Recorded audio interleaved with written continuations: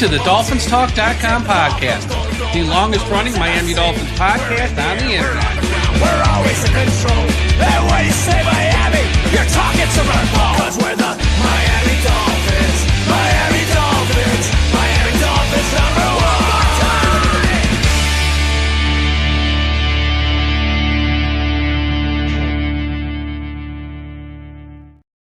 Hello, Miami Dolphins fans. How are you today? And thank you for listening to the DolphinsTalk.com podcast. Yes, on this Tuesday morning, I'm your host, Michael Leva, joined by Josh Moser from WSVN7, South Florida's #1 news station. Josh, how you doing? Good. Nice to not be in a suit and tie doing one of these. Just kind of a little low key. Got to prep for Big E. We got the BCC coming up this year, and yeah, here we go. Second half of the season starts now. Yeah, 6 games left, and we're going to talk about those 6 games and what Miami has coming up, as well as the Saints game this week.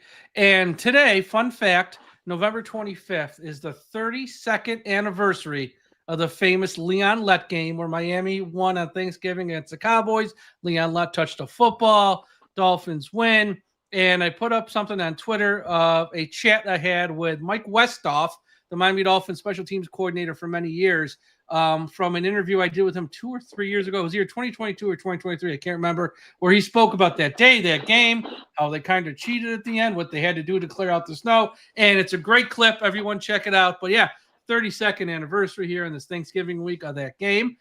Before we get to today's show, though, shout out to the sponsor of today's show, Caneswear.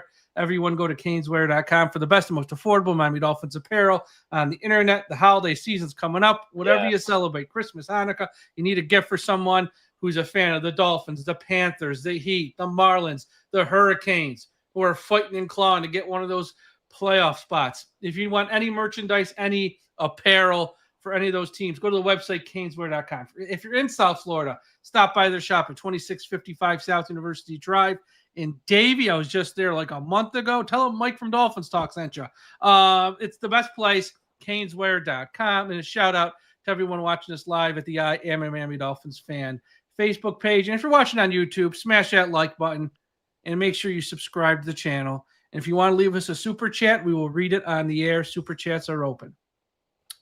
All right, Josh, Miami didn't play this past Sunday. They got 6 games left. And, you know, all year we sort of talked about their schedule, what's coming up, this, that, and the other.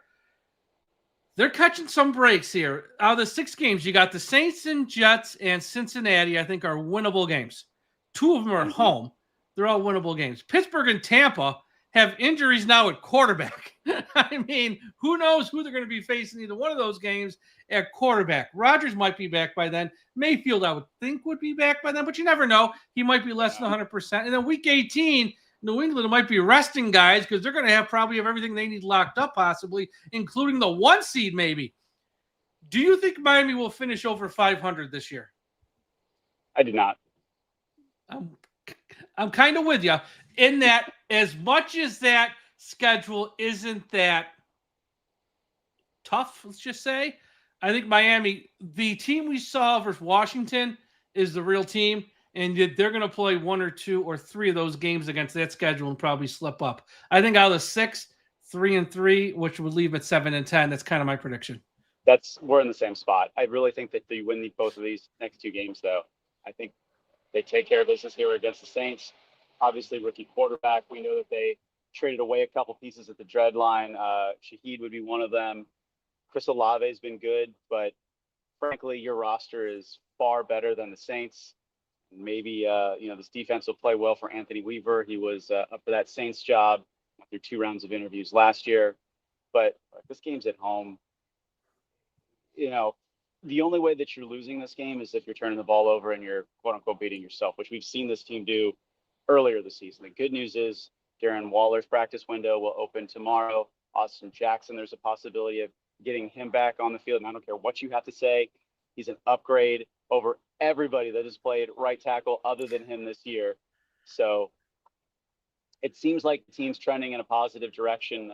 We were in the locker room yesterday. We're talking to Ollie Gordon, and he was just talking about people were actually excited to be here and to see each other. And they were only away for, 4 or 5 days. But we hear has Mike McDaniel lost the locker room?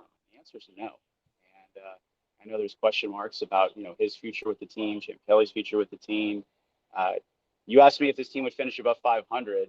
I know this is probably not what either of us want to hear, but if that happens, this could be your regime. I could see Stephen Ross saying, this is working.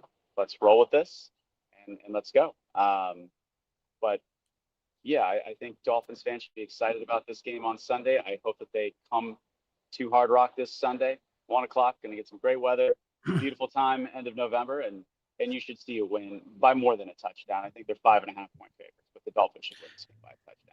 Yeah, and I think you're right. The team hasn't sort of quit on him, but the blowback would be, well, what the hell took you so long to get this thing working? Yeah. You can't just, punt. And it seems like every year now, the past few years, September, October, they're just not prepared. They're not ready. Whatever they're doing in training camp isn't working. All those reports we heard from when they had a joint practice with the Lions, where like the Lions just pretty much ate their lunch, and everyone's like, it's training camp. Who cares? Ignore it. It's not important. Well, you know what? That was a precursor of what we saw in September, October. So, yeah, that stuff kind of does matter. And if he's here next year and if they have a joint practice with whoever and they go out there and get their asses kicked in August where it's not even competitive, people are going to say, oh, it's only practice. Who cares? Well, we've seen this story before. It's like, if whatever he's doing in August into September didn't work, and it hasn't worked. And at some point, if he's brought back, he's gonna have to change things. I would think. I hope. I don't know. You know what, Mike? We had a really young team, and it just takes a while to gel. And I know. That's a spin. There's gonna be a counter to everything. But yeah, again, like I will say this until I'm blue in the face. I truly believe that no offensive coach could get more out of Tua than Mike McDaniel. And as long as Tua is here, I see Mike McDaniel coaching Tua. You mentioned Tua, and one of the notes I have here to talk about is, his play this year hasn't been great. In fact, it's probably been the worst season he's had in the NFL. But he is 6 games away from playing a full season without missing a game. And that has gotten no attention. It hasn't been talked about. And, at the start of the year, if I would have said in July to any fan of the Dolphins or anyone in the media, Tua is going to give you 17 games this season, he won't miss a game, everyone would have signed up for it. How come you think this isn't getting more attention? I mean, for him, we've always said the play is fine. He's just not out there enough. Well, this year he's out there, and the play unfortunately hasn't been great. But you think this will start to get more attention as we wind down here the final 6 games of the year, that he's probably going to play a full season, if I didn't just jinx him? I personally don't think that it will. And if you watch the games and you look at his stats, there's a reason why his stats have taken a hit. And that's because he's not a mobile quarterback. He's simply getting rid of the ball. He can't move. He can't move at all. So with him not moving and the way that this is designed, this is what it's going to look like. You're going to take the hits on the stat sheet and on the field, essentially to have lesser gameplay, but you're going to keep him on the field. You're going to keep him out there. And that was the plan going into the season. It has worked to this point. Obviously, the picks were not part of that plan, but, this is the mold where you've got to get the ball out as quickly as possible. And we talked about first read, second read. I feel like we've been talking about it for 3 years.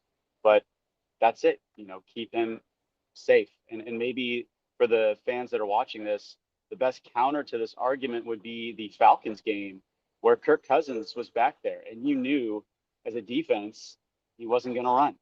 And that's why the Dolphins were able to get to him, because they knew he wasn't going anywhere. And you bet every other NFL team understands that he was going to get rid of the ball quick. He ain't going anywhere. And they're going to figure out strategy to try to maximize that. And when the teams do that well, Dolphins struggle. When they don't, the Dolphins are in games. Yeah. And look, there's been a few games this year where he's played well. Obviously, the game a few weeks ago versus the Bills, I thought he played well. And there's been a couple others, but they're few and far between. And a lot of this offense is run Achane, throw it to Achane, run Achane again, throw it to Achane again. And it's like, I'm surprised they're having as much success with this still heading into December, and that teams haven't kind of caught on to this yet to stop it. Because Achane has been their team MVP this year. He's been the best player this year. I think they're going to pay him this. Well, I shouldn't say that because I don't know who the general manager is, but I'd be hard pressed to whoever the GM is, whether they hold on to Champ Kelly or they go hire someone from the outside, which I think they will. Not paying Achane. I don't know how you don't pay him because he's their best player, and it's really not even close.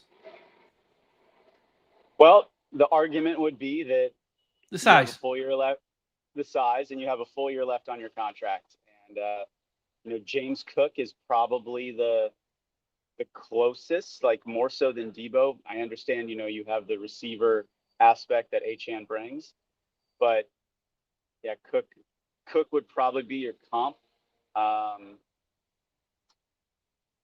Yeah, I mean, it's tough. Like, if I'm the Dolphins, I'm locking him up. But if I'm, his agent at Rock Nation, my guy's a receiver. Like, I want 20 million. I want 20 million a year, and you're paying Tua X. Like, my guy is your entire team.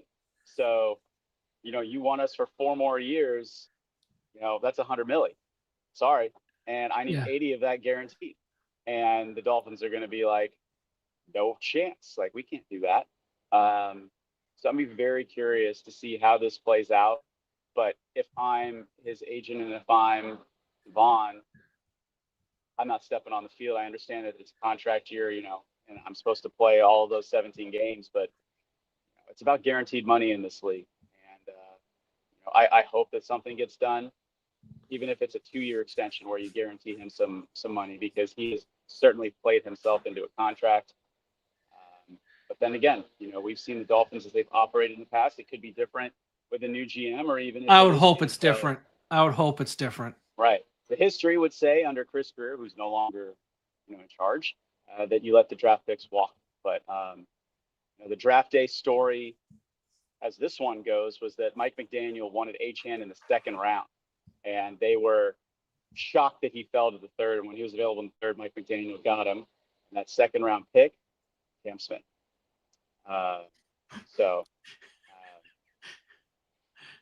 And the one guy who wanted Cam Smith isn't here, and the one guy who wanted Achane still is as of this moment, and that pretty much tells you everything you need to know. I think with Achane, because Marissa spoke to Cameron Wolf, and she asked him about this to see if he had any type of insight and stuff, and he's like, James Cook is probably the floor. And he's probably going to want more than that, which makes sense because the next guy always gets more, and it makes sense. But as he said, the size here is a concern with him, because is he going to hold up? And, James Cook has gone to a Pro Bowl. Achane probably will this year, so he's going to have that on his resume too. But, the size is a concern. The other thing, though, like you said, if he wants to get paid like a receiver, he ain't looking at money like James Cook. He's looking at money like Waddle. If he wants Waddle money, that changes everything. If I am the Dolphins, I mean, you're going to give it to him? Like, I think he's worth it. But I think he's worth it. And here's the deal. Let's be honest. This team ain't going to be any good next year either. It's going to be a transition year of some sort. They have a lot of young players. They're going to have 5 picks in the top 100, which is, probably 5 young players thrown into first string or second string on some level, you would hope, at least second string in the rotation. Quarterback, they probably can't move on from. They're going to be stuck with a guy who can't move and really isn't that good at quarterback. If the head coach is Mike McDaniel, we kind of know who he is. If it's a new head coach, it's going to be a honeymoon year. If you don't pay him and you let him walk, or you trade him, if you trade him essentially and don't pay him, or you just don't pay him and he holds out for the first 8-9 weeks, this fan base is going to be a mutiny. I mean, it could be, if they bring back Mike, this fan base is going to be pissed anyways. But if they bring back Mike and there's no Achane, the fan base is going to be mad. Yeah, I mean, look, I know they don't really care. I know they don't care, but I'm just telling you what it's going to be. It'd be a very interesting question if he were to sit without a contract extension. But we'll see how that plays out. But yeah, like I agree with Cam. I haven't spoken to him about it, but yeah, James would be the floor, but I would definitely want that wide receiver money. It's got to be, to me, what makes sense in my own head as a middle ground. You got to pay him in the neighborhood of 15 a year. And it's got to be a 4-year deal. So that's he's having 60. a big year. I mean, yeah, he's had a fantastic year. I mean, 4 for 60. So, and you got to guarantee 2/3 of it. So that's got to be 40 million guaranteed. And to me, that's a middle ground. I know that they're going to want more. I know that Dolphins are going to want to pay less. But yeah, he's your Swiss Army knife. He's your Christian McCaffrey. Might be, him at the height. If you were to extrapolate the salary cap and do what percentage that was, like that might be a figure that they may throw out. But yeah, we'll see what happens. But yeah, far and above the best player, you got to find a way to keep him. And I think something that's not really talked about as much, which I feel is important in the NFL, is, we talk about continuity in the locker room, and you have the ability to recruit guys. And you look at Howie Roseman and what he's done with the Eagles.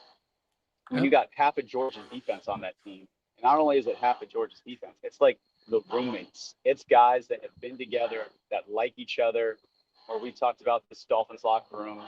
You got to find personalities that you could have the best 11 guys at their positions, statistically. But if you got a group of guys that doesn't want to get along, or that, has, some issues,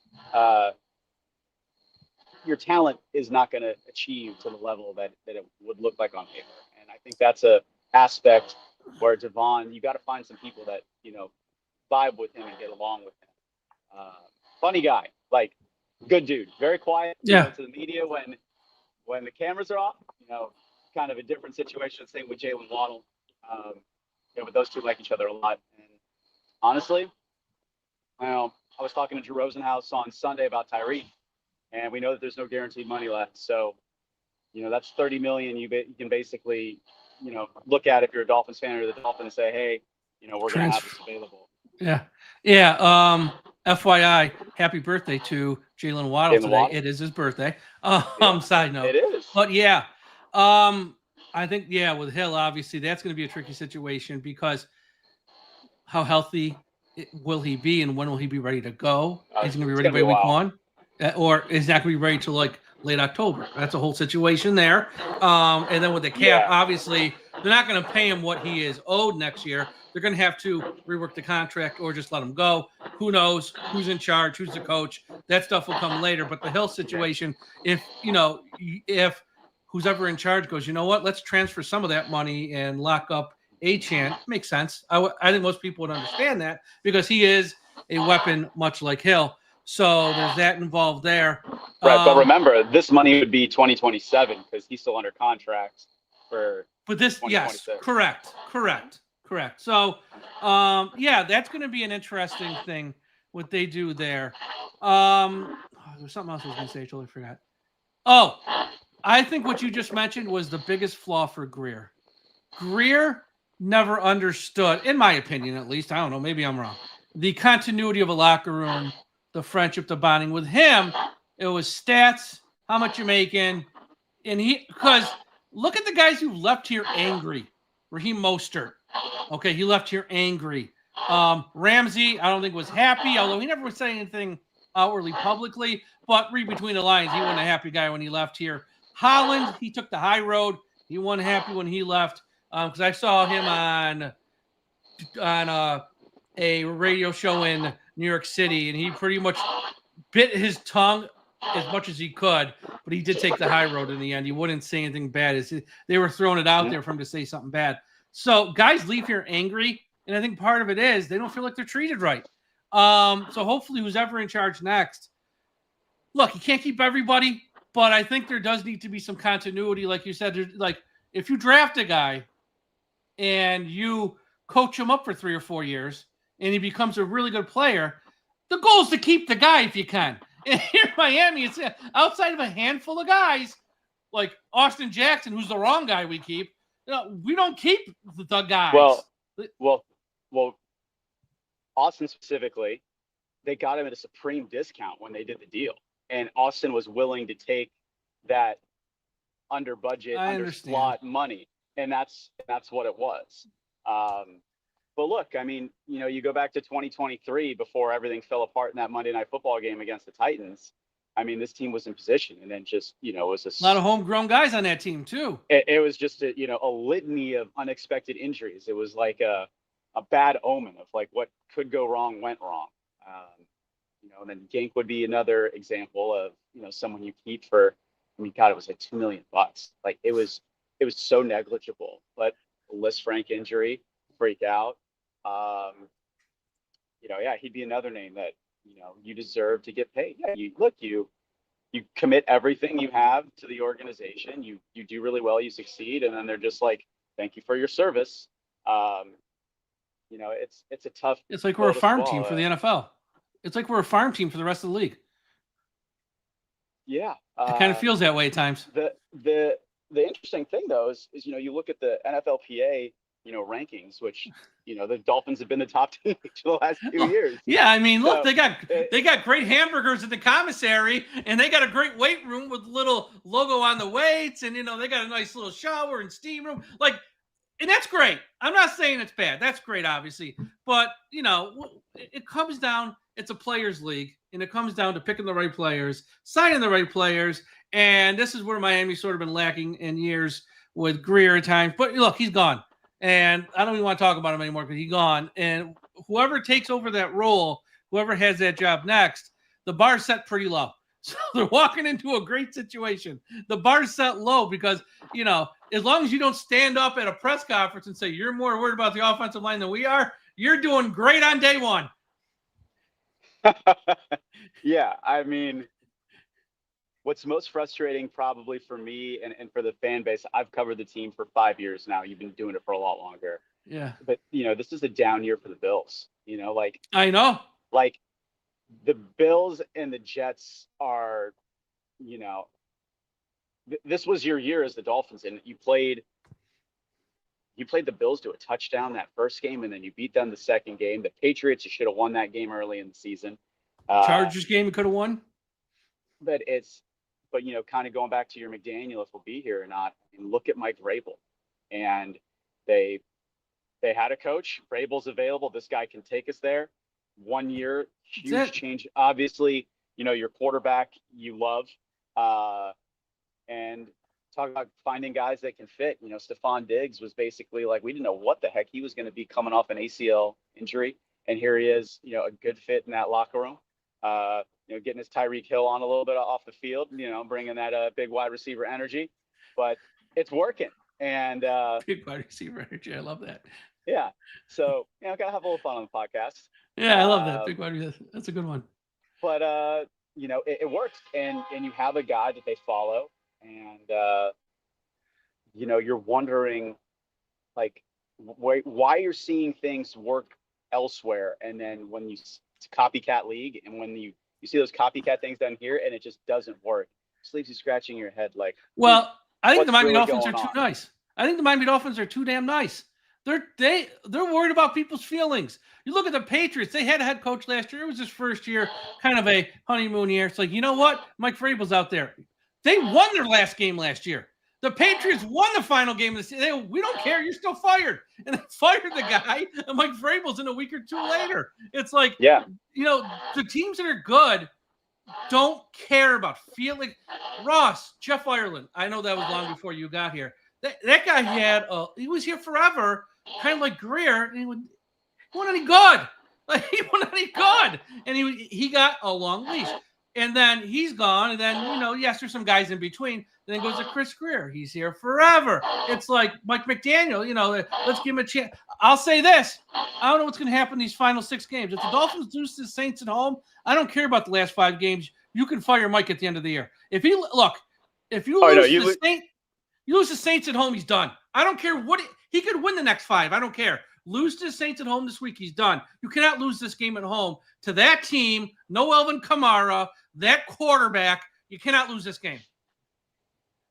There's that fire. I mean, you can't. I mean, I don't think they're making a playoffs. I don't think they're making a run. But if they're trying to sell the fan base, Mike's our guy for next year. They haven't quit on him. This, that, the other. You can't lose at home to the Saints. You can't. Yeah, I mean, regardless, whatever you want to spin to the fan base, I mean that's so far down their list. But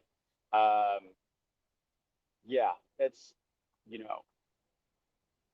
I'm going to go back to what you said earlier in the podcast. I just want to reiterate this for our listeners. You saw problems in the preseason, and that is the precursor. And I'm sick of the spin. It's all spin. This is a results-based business, and we're sitting here passionate talking about this. But you also forget sometimes that these are 22-year-old to 27-year-old kids, and you got to have the right people in place to mentor them. And I understand Chop Robinson, like a great guy, great season as a rookie last year. He's been hurt this entire year, giving him a pass. But yeah, if you're looking at these top organizations and how they draft, they hit on their draft picks. And right now, our top draft picks from this year have been I don't subpar. Like outside of Ollie Gordon, it's been an unspectacular draft, and he was picked in round 6. And whatever. Ollie fell, and that was a great find by the scouts. I'm shocked that he fell that far as a Doak Walker Award winner the year prior. Great find, diamond in the rough. But one good late round draft pick does not negate the fact that your first round pick, your second round pick are not viable, good pieces. And I understand Jonah has a position change, and we're hearing we want him on the left side. But that's their fault. We told him to change position. Why would you draft a guy and change his position? Like, that's not a valid excuse, because they changed his position.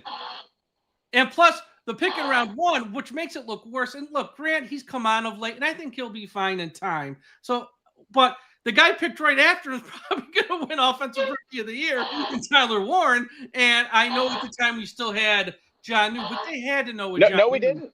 They knew he was gone. Well, yeah, they knew, but he was still on the roster. But they knew. They had to know. They had to know that they weren't going to pay him, and they were probably going to trade him. They knew. So it's like the whole thing is just like, thank God that regime's gone. Thank God that regime's gone, because that's the stuff that drives fans nuts. And I had on our friend Allie Dolph Freaky on Friday, and she said this, and it really hit me, because fan of the year, rah, she's at all the games, she travels, she goes, this is the year that made, and she did just like this, realistic Dolph Freaky. When you start not losing, but when you start pissing off the fans like her, to be like, I'm not giving them the grace anymore. And she was supposed to go to the game versus Atlanta. They were so bad around that time. She goes, I'm not going. Like, you can't. I know they don't care about the fans. I understand that, but they should, because this fan base is just going to be. They're not as loving as they once were. I've seen the change this year. This fan base is pissed. And I'll say this too, and then we can wrap up. They got 5 picks in the top 100 next year. The single worst thing they can do is keep Mike McDaniel.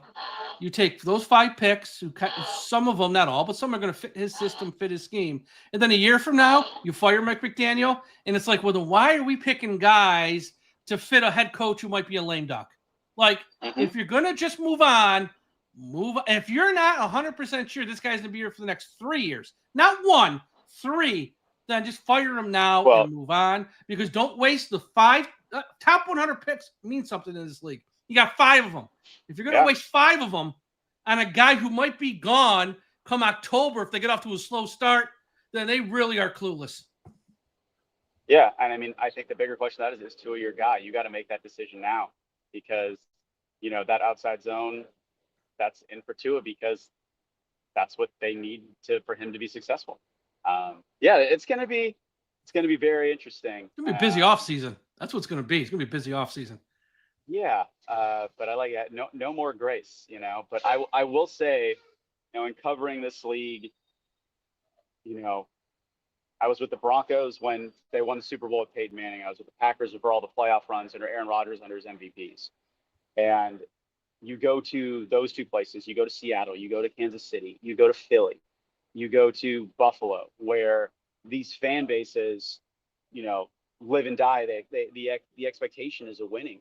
And you go to those stadiums, you can feel it. When you're at Hard Rock Stadium, when it's 3rd and long and they're banging It's a drum, party.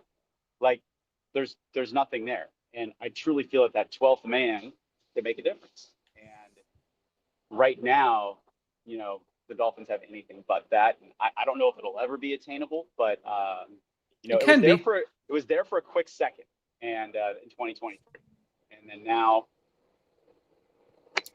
It was also there, even though I was a kid, just watching it on TV. It was there in the 80s, and it was there in the 90s, even the early 2000s when they had Zach, Jason Taylor, Pat Surtain, Sam. It's like they had that.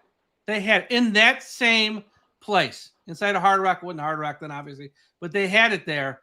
Problem is, you cannot go this many years of losing, because what you do is you lose a generation of fans who just go, I'm done. And they stop going, stop caring, stop watching. And I know they think that won't happen nowadays. Trust me, it will. Look at the Marlins. They won 2 World Series. They turned off every fan in South Florida. Nobody cares about the Marlins anymore. That I know it's the NFL. It could happen there too. Trust me. And the other thing is, while you're losing that generation, you're raising a new generation of fans who've never seen any success ever, and all they know is losing, and they don't understand the history of the franchise or what it's like to win. And it's like, so they got to be, I'm telling you, they got to be careful with the fan base, because, they will lose fans.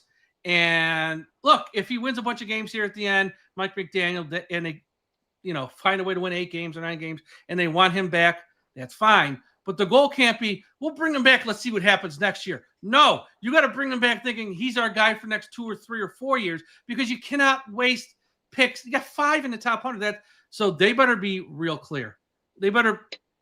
And I have hope. Here's my hope. His 2 daughters are in on this conversation.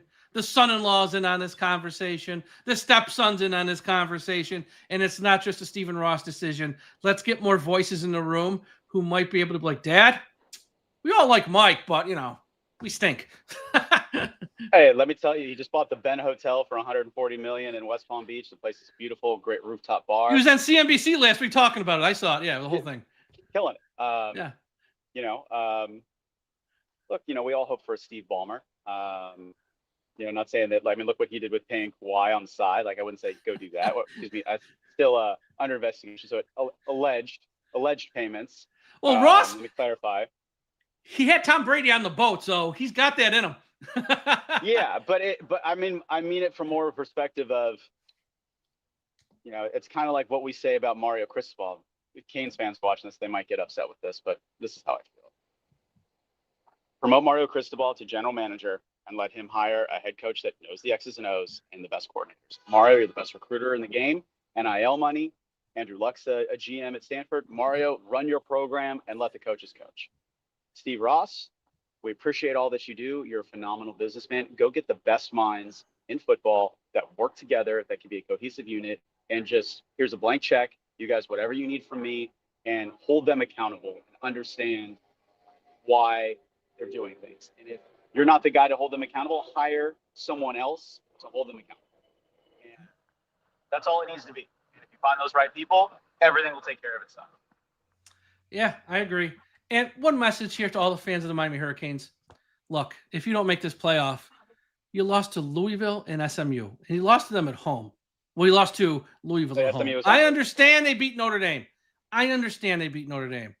But, that you can't hang your whole hat on one game and say, ignore the losses. Okay? Coaching. Notre Dame coaching. Yeah, it is. It is. But if they miss the playoffs, look, you're still in the ACC, which is a horrible conference. And if they don't make the ACC championship game, don't cry about the playoff at that point, because you lost to SMU, who's an average team at best, and Louisville, who's just fallen off the face of the earth of late and looked terrible. It's like you can't – Notre Dame lost to them, and they lost to Texas A&M, who's going to probably win the SEC. The losses and the quality of them, that matters. And those games were lost in September. And I'm not saying head-to-head doesn't count, but it can't be the only factor when you're talking about multiple teams. That's all I'm going to say. And beat Pitt this week. Otherwise, no one wants to hear from me at all. Oh, even if they beat Pitt, it's not enough. mind. I don't think it is. I don't think it is. What are you doing for the holiday, Thanksgiving? Share with our. And are you a person who enjoys turkey? This is a very controversial topic. Some people love it. Some people hate it. Do you like turkey? I mean, if we're talking a different type of turkey, I'm in. But eating turkey is not my forte. I would choose other things. I've gone turkey hunting. That was interesting. I can do a good turkey call, which maybe I'll bring out on the next podcast. Jeff Wilson Jr., I got him doing in the locker room last year. It was great. I miss that man. I hope he gets some PT. He's a lot of fun.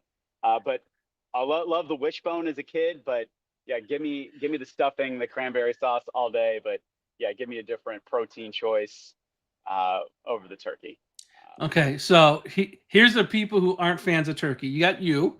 You have it's you, Allie, Josh, and Aaron from our site are 4 people anti-turkey, don't really want it on Thanksgiving. The 2 people I got on my side are Omar Kelly and Alan Popar, big fans of turkey. So it's split, and there's a lot of people. I'm seeing a lot more people, though, who love Thanksgiving, don't want turkey. We're having something else. I spoke to Allie, she's having lasagna. She don't want turkey. It's like, I will say a deep fried turkey is good. That is good. I think Tom makes that. I think Tom from our site makes that. I think deep fried turkey is good. Look, it's history, it's tradition. John Madden and the turducken. I'm all for it. But yeah, the tryptophan, let me pass out. It's normally it's too dry. You got to throw cranberry sauce on it just to kind of a lot of gravy. A lot of gravy just to make sure that you can get it down. Yeah, all right, real quick for the 2 games. Lions versus the Packers. Who's going to win? I forget it. Where's that game? Is it Ford Field? It's at the Lions because it's not Thanksgiving. You know what? I'm going with the Lions. I just think that Matt LaFleur, as soon as he lost Tucker Kraft, that offense. You got no offense. Yeah. That he is. Love hasn't been good this year. It's like a Mike McDaniel thing. It's like you lose your tight end, and then all of a sudden it's just like, what the hell do we do? And I got to text Matt. I'm going Lions. And then the big one, which you're saying over 50 million people are going to watch. It's going to be the highest rated game in NFL history, the highest rated regular season game. Chiefs at the Cowboys in the afternoon. Oh man, I'm not betting against Pat Mahomes. You never get bet against Pat Mahomes and Andy Reid. Like CeeDee Lamb, obviously dropped a lot of passes in this last game. It was amazing that they came back and beat the Eagles. They got a lot of confidence right now, but yeah, you just don't bet against Patrick Mahomes and Andy Reid. I'm taking them any day of the week. They had no business on Sunday winning versus Indianapolis. They had no business winning that game. The Colts dominated for over 3.5 quarters. They still found a way to score twice at the end and then score in overtime. Yeah, Rashee Rice is like an enigma, that guy. But yeah, Patrick's special. Andy Reid is special. I think Steve Spagnuolo doesn't get enough credit. He's been, in my opinion, probably the top guy defensively for more than a decade. Yeah, that team comes ready to play. Chris Jones is down here in Miami all the time, trains right here with us. So, we get to see, a little behind the scenes with him. But yeah, I'm taking the Chiefs. Sorry, I'm not a Taylor Swift fan though. No, but a lot of her fans are going to be watching that game with all the Cowboys fans, and you got 2 teams fighting just to get in the playoffs. It's going to be a highly rated game. Everyone, thank you for tuning in early on this Tuesday. We'll talk to you later. Now, don't forget Wednesday night, myself, Tom, and Big E Ian Berger will be joining us because every year the Wednesday night before is our big Thanksgiving spectacular. And I already got 4 guests lined up. 4 big name guests. Surprise! I don't want to see you. And I might have a 5th on the way too. So be sure to tune in Wednesday night for our Thanksgiving spectacular with myself, Tom, and Big E as we celebrate Thanksgiving, have some fun, have some jokes. There it is. There's the call. But everyone, thank you for watching. Everyone have a great Tuesday. We'll talk to you again after a while. And when you're on the road this week for the holidays, please don't forget. A lot of people are driving, a lot of busy traffic. Please don't forget, we must put an end to highway profanity.